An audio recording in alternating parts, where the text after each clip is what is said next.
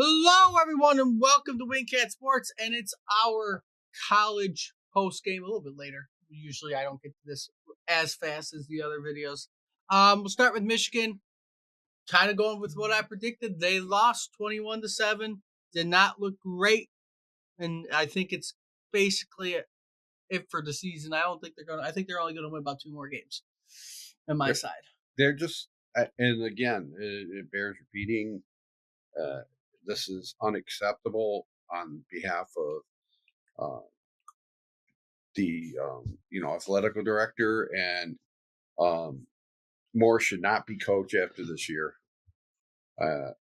There's no reason that we should be dropping this much. We're going to be the worst national championship team the following year. As far as we're going to have the worst record of any national championship team. Listen, you're playing a lot of hot teams in front of you. And it doesn't. It's a matter of the fact that you have no quarterback. That's inexcusable for a school the size of Michigan and as big as it's. You got to always have a quarterback, at least a competent one. And you have nobody. Yeah, I don't. And it's just sad because you can't win. Looking ahead, I don't know. I don't know who they're going to beat because you play Michigan State and Northwestern. Those are the only 2 games I see you winning. Out of that, you're gonna get killed by Oregon. You're going to probably get murdered by Indiana, which is a weird thing to say, and you're going to get killed by Ohio State. Right, and you're going to get beat by Michigan State probably, and it's. Who else did they play? How many games they got left? Well, we got 5 games left. They're all losses. Probably. And you're going to play Michigan State at home. Loss. Oregon at home. Loss.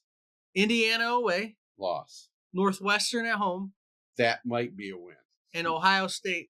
Yeah, Ohio State. Loss. So I think the best you can do is probably 1-4. Michigan State is a toss-up because they're right there with you. Yeah, Michigan State. And Michigan has a defense. Now, that's the problem. I like I said, it's quarterback play.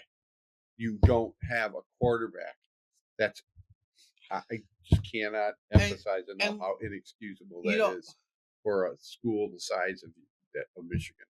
It's just not acceptable. A bad turnaround. Looking at Michigan State, they actually did good this week. They beat Iowa 32-20, which is good on them. Childs did not have a terrible game like he kind of has been having the past few games he had. He threw 1 TD, 1 interception, 22 for 30 for 256. Rushing wise, they ran for 212. I mean, Michigan State is at least looking like they're making progress because they were lower. And we got Michigan who's dropping. So it's kind of an interesting dynamic to have this year between your 2 football teams. One's on the right direction. The other is on the going downward in a spiral. Neither one is good, but Michigan State's heading in the upper direction. They're going in the right direction. We didn't expect them to be good.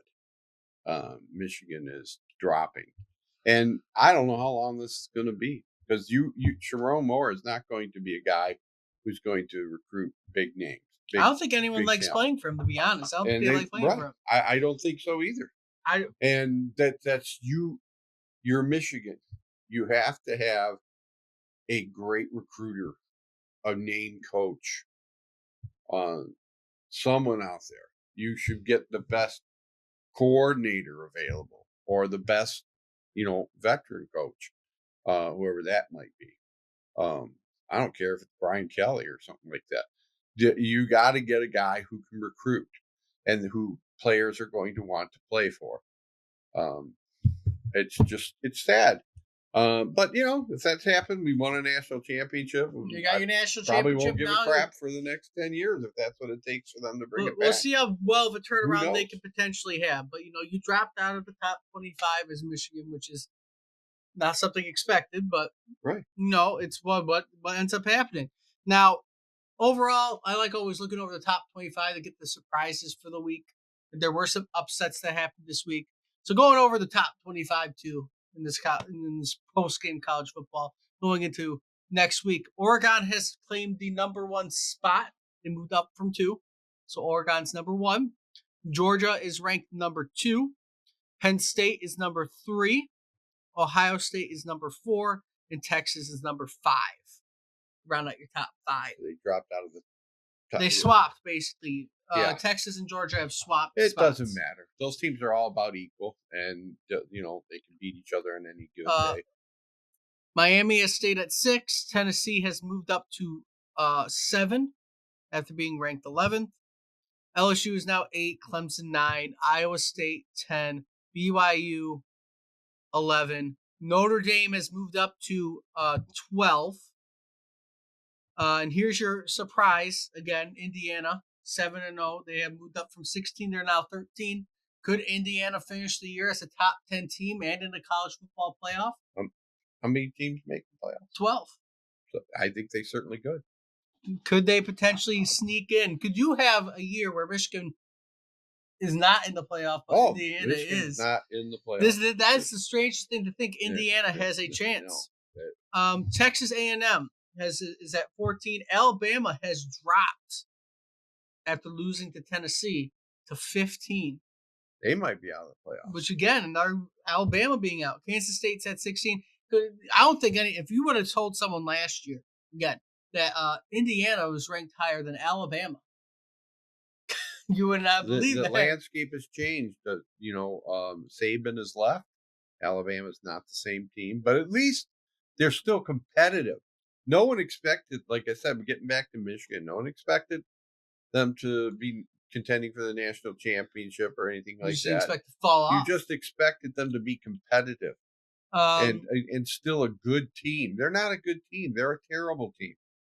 You can't. At least half of them are. Half the offense is god awful, and the defense is decent. It's good. Continuing to go down, Boise State's at 17, Ole Miss at 18, Pittsburgh at 19, Illinois sitting at number 20, only moving up 2 spots after beating Michigan. So they're still not that high ranked of a team, but they are 6-1. Missouri ranked 21, SMU 22, Army still at 23, Navy moving up to 24, and Vanderbilt being ranked higher than Michigan in football. Well, Army and Navy being ranked higher than us. So, I mean, come on. But Vanderbilt being ranked is a very much a surprise. Vanderbilt being ranked in football, that's not what their forte is, and that is a surprise. 5-2 record, too, which is good on them.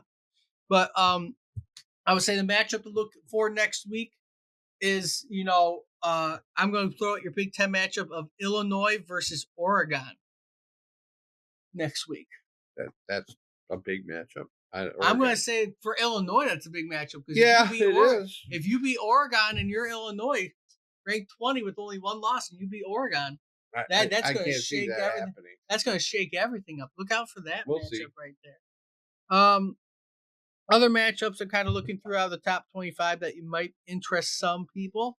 No one's interested in Indiana and Washington. Indiana should run away with that.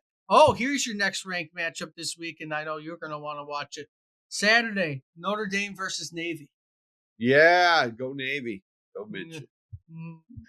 There's your weird matchup there, too. If Navy can beat Notre Dame, that's going to kind of mess up the college football landscape. This is going to be messed up over the next few weeks.